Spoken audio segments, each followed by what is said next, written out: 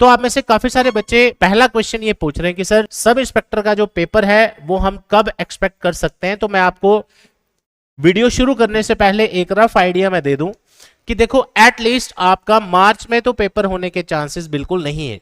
आज 21 फरवरी को जब मैं ये वीडियो बना रहा हूं, आप सभी जानते हैं जब भी एग्जाम कंडक्ट होगा आपको कम से कम महीने के आसपास का टाइम पहले दिया जाता है एडमिट कार्ड्स एंड ऑल उसके बारे में। तो ऐसा अभी तक कोई सिस्टम नहीं है क्योंकि जेकेएसएसबी के ऑलरेडी और भी पेपर है।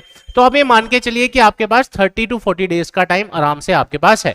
अब ये टाइम आपने प्रॉपर कैसे यूटिलाइज करना है वो चीजें हम आज इस वीडियो में डिस्कस करने वाले हैं और कैसे आप इससे बढ़िया से तैयारी भी कर सकते हैं। तो सबसे पहले जो batch special targeted crash course launch होने जा रहा है उसका टाइमिंग क्या है। तो पहले टाइमिंग की बात करते हैं। बैच का जो टाइमिंग रहेगा वो रहेगा आपका डेली 3 आवर्स का और बैच का टाइमिंग है 12 PM to 3 PM।